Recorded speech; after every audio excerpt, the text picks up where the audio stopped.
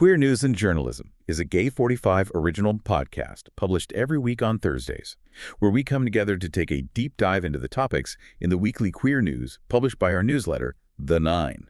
Subscribe on gay45.com to get the latest news every week. And if you've had a chance to look at the latest Gay 45 digest, well, you know we've got a huge amount to cover this week. It's really global Hollywood censorship stuff, big judicial fights in Europe, Africa. A lot happening. Yeah, a ton. So our mission today really is to try and synthesize all these global developments for you. Just, pull it together so you can get a clear picture of the pressures on the community, legal, political, cultural, all at once. Okay, sounds like a plan. Let's unpack this. And I guess we have to start right here in the U.S. The fallout from the Charlie Kirk assassination seems like the biggest, most tangled story. It immediately created this friction, didn't it, between, well, political violence and artistic freedom. Yeah, exactly. And you saw that friction translate instantly into corporate caution, maybe even censorship, you could argue. You're talking about The Savant, the Apple's TV Plus show. That's the one, the thriller with Jessica Chastain and queer actor Cole Doman's in it too. Apple indefinitely postponed it. And the timing was right after the assassination, September 10th. Right, which is significant because the show is literally about infiltrating white extremist groups. So the subject matter couldn't be more relevant to the kind of violence that just occurred. But Apple's move felt very reactive, emotional, maybe. And Chastain pushed back immediately. I saw her statement. She said she was not aligned with the decision, called the series so relevant. She did, which is quite a strong stance against your distributor. Apple just gave that standard line, careful consideration, very vague. Right. Careful consideration. But it's fascinating, isn't it? You have this real-world tragedy, this political violence, and it directly stops the distribution of art that's trying to understand the extremism behind such violence. Yeah, it feels counterintuitive. Like, if you want to discuss radicalization, shouldn't you be watching shows about radicalization? You'd think so. Pulling it off the schedule right when the conversation is most needed, it just seems to stifle that necessary public discussion. It makes you wonder, though, does Chastain speaking out like that actually help the show? Or does it put it in more danger with Apple? It's a risk. Definitely a gamble for her, but maybe a necessary one. Because this wasn't just a Hollywood thing. The U.S. government itself got involved pretty dramatically. Okay. Shifting gears a bit, you mean the visa revocation. Exactly. That was fast. The State Department pulled visas for 6 foreign nationals: Argentina, Brazil, Germany, Mexico, Paraguay, South Africa. Quite a spread. And the reason? What was the official line? It was based on social media posts. Apparently, these individuals celebrated or justified Kirk's killing online. Wow. And the State Department's statement was pretty blunt. The U.S. has, quote, no obligation to host foreigners who wish death on Americans. Okay, that's direct. But revoking visas based purely on social media speech, even speech that's, awful, civil liberties groups must have had concerns. Oh, immediately. Big concerns about free speech, about due process. It sets a really complex precedent, doesn't it? Using immigration policy to punish digital commentary by people not even in the U.S. It's a major shift. A really profound shift. So while that's happening on the diplomatic level... Right. You've got this internal culture war flaring up, specifically around the military. It's quite the contrast. You mean the reaction to Netflix's Boots, the gay military drama? Yeah, based on The Pink Marine by Greg Cope White. It's been pretty successful, right? But the Pentagon came out swinging. Loudly. The press secretary, Kingsley Wilson, called it woke garbage, said the military was focused on restoring the warrior ethos. Woke garbage. It's such aggressive language, especially when, the Gay 45 review actually praised the show, called it elegiac, humane, and deeply moving. And highlighted how it captured that tension, right, between fitting in and being yourself in a place that wasn't always welcoming. Exactly. So why condemn it so publicly? I think it shows Boots challenged that old school narrative of what masculinity and military service look like. They see it as a threat, maybe, to their image or recruitment or just the warrior ethos they mentioned. Fear of an ideological shift within their own ranks, maybe? Could be. It's not just about a TV show. It's about what that show represents internally. Okay, that tension, cultural acceptance versus institutional pushback feels like a good bridge to what's happening globally. We're seeing legal systems creating real risks elsewhere, too. Let's maybe pivot to Europe first, the UK specifically. Right. The UK is getting warnings from the Council of Europe, which is, a pretty big deal diplomatically. About that Supreme Court ruling. Yes. Michael O'Flaherty, he's the Commissioner for Human Rights there, he directly cautioned the UK government about their Supreme Court defining woman in the Equality Act 2010 as basically biologically female. And the Council's concern is? That it clashes with the European Convention on Human Rights. Specifically Article 8, the right to private life, and Article 14, protection from discrimination. O'Flaherty warned this could create an intermediate zone for trans people. An intermediate zone, meaning their rights aren't fully guaranteed. Essentially, yes. Yeah. A sort of legal limbo. And he also criticized the whole framing of it as a zero-sum game. What do you mean by that? The idea that protecting trans women's rights somehow automatically takes rights away from cisgender women.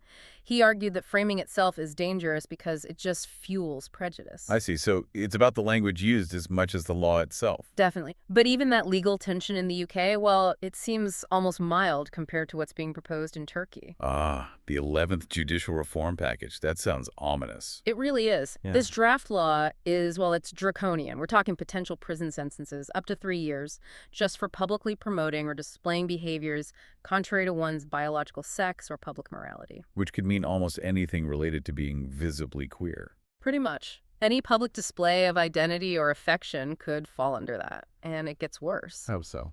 4 years in prison proposed for same-sex engagement or wedding ceremonies.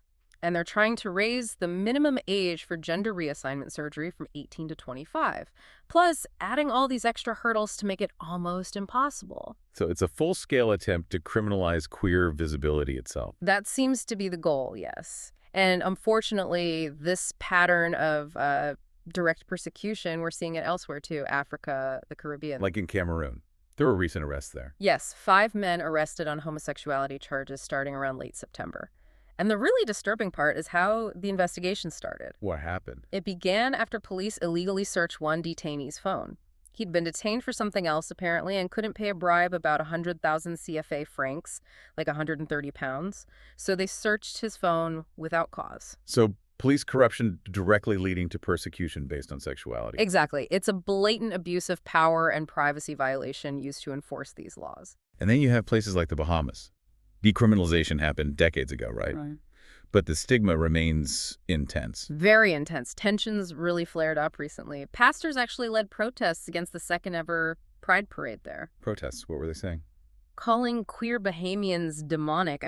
Really inflammatory language. It just highlights that changing the law isn't always enough. You still have deep cultural hostility, and there's still no legal recognition for same-sex marriage or any anti-discrimination protections. So legal safety from the state, but not necessarily social safety or equal rights. Precisely. And even back in the U.S., we have to touch on the situation within the detention system. Yeah. That judicial complaint against the South Louisiana IC Processing Center. But the allegations there are really serious. Yeah. Queer and trans detainees facing systematic abuse. Horrific allegations, yeah. Sexual harassment, medical neglect, being forced into what sounds like an unauthorized labor program. Labor. What kind of labor? Things like moving heavy furniture, cleaning with harsh chemicals, apparently for as little as $1 a day.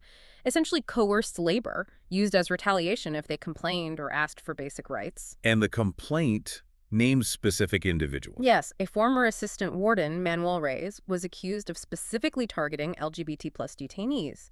Stalking, groping, even forced sexual acts alleged. And advocacy groups say hundreds of previous complaints about the facility were just ignored by DHS and ICE. It points to a deep systemic problem of negligence, if not worse. Absolutely. It's incredibly heavy reading about all this persecution. But thankfully, the Gay 45 Digest this week also shows the other side. There are important examples of resilience, of fight back, of actual progress. Okay, good. We need that balance. Yeah. Let's pivot to those signs of resilience. Where should we start? Norway. Norway is a big one, yeah. The Church of Norway issued this formal, historic apology for decades of great harm and pain caused to LGBTQ plus people. An apology from the state church. That's significant. Hugely significant, and where they delivered it says everything. The presiding bishop, Olav Fikstvedt, gave the apology at the London pub in Oslo. The London pub. Yeah. Wasn't that one of the sites attacked in the 2022 Pride shooting? Exactly. Making the apology there at a site of recent terrible violence against the community. That makes it incredibly powerful. It's a deeply symbolic act of atonement and signals, hopefully, a real shift. Wow, that's quite something. And there's positive movement on the judicial front, too, in Austria. Yes, the trial opened in Vienna for that anti-gay assault on a musician back in May 2024. That case got a lot of attention. I remember that. What's helped bring accountability there? Technology, actually. The victim managed to record the assault on his phone, which is obviously critical evidence, and apparently social media posts made by 2 German rappers also helped investigators identify suspects. So citizen evidence and online trails helping the justice system. Right. And several defendants have already admitted partial guilt, so it seems justice is moving forward there. It shows how community vigilance and tech can really force the system's hand sometimes. And on the cultural front, we're seeing resilience too, right? Film festivals pushing back. Definitely. Look at the Melbourne Queer Film Festival in Australia. It's their 35th anniversary. Big milestone. And their theme is searching for queer utopias. I like that. Me too. They're screening over 130 films, really focusing on Indigenous voices, queer joy, creative freedom. It feels like such an important counter-narrative to all the legislative attacks we've just discussed. These festivals aren't just showing films. They're actively building spaces for imagining better futures. Investing in imagination, as you said earlier. And Vienna's film festival, the Biennale, is doing something similar. Yeah, Biennale 2025 is featuring a retrospective on Jean Epstein. He was a French-Polish avant-garde filmmaker way back in the 1920s and 30s. Okay, why Epstein? What's the queer connection? Well, the curators argue his work highlights film history itself as a site of queer visuality. Queer visuality. What does that mean in practice?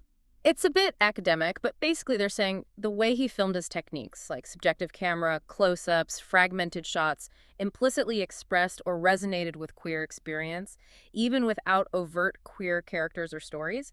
It's about finding that hidden language of queer expression in early cinema. Interesting, finding queerness in the form, not just the content. Exactly. And speaking of culture, we should quickly mention those other nuggets from the Gay 45 Digest. Jiming Tang's novel, Cinema Love. Right, the debut novel. Sounds really interesting. Exploring queer, Chinese, undocumented life here in the U.S. Yeah, and the description mentions survival through imagination, how the characters kind of edit their own life stories to cope in a world that doesn't always see them. Feels very relevant. And a music pick. Saho de Sagazan. Yes, the French pop star. She's won a bunch of Victoire, like the French Grammys. And she's apparently taking the traditional French chanson style and making it huge and orchestral. And she said she wants to be in the center of the storm. That's the quote. That intensity seems to be connecting with people. Maybe art that feels high stakes matches the current political mood, you know? Yeah, that makes sense. Okay, so bringing all these threads together from the digest this week, what's the big picture? Well, it's incredibly conflicted, isn't it? You have this severe, rapid legislative backlash happening in places like Turkey and that worrying UK court ruling. But at the exact same time, you have powerful moments of cultural visibility, institutional accountability, like the Church of Norway apology, these vibrant film festivals celebrating queer utopias. So progress and regression happening side by side intensely. Exactly. It feels like the fight is happening everywhere, all at once, in the courts, in parliaments, in the streets, in culture, online. And it impacts personal safety directly, often using the same tools like we saw with social media being used for targeting and for gathering evidence. Which brings us right back where we started, doesn't it? That tension around the savant, a show about extremism pulled because of fear of violence. It really does. That push and pull between dealing with the immediate danger and trying to build something visionary for the long term. It makes me think of this week's quote from Deleuze and Guattari, highlighted in the Gay 45 material. Which is, one does not desire revolution, desire is revolutionary. Powerful. And it leads us to maybe a final thought, a question for you, the listener, to mull over. Okay, what's the question? Thinking about the savant being delayed, how does that fear of real-world violence actually inhibit the art that tries to analyze and maybe even dismantle extremist thinking? Where should the line be drawn for content moderation? Is it about the subject matter itself or only about how it's expressed? That's a heavy question. Definitely something to think about. If you want to dig deeper into any of this, read the original reporting, check out those cultural pics, or get the specifics on the ICE allegations, head over to gay45.com. You can also listen to any of our articles. Visit gay45.com to read more quality journalism.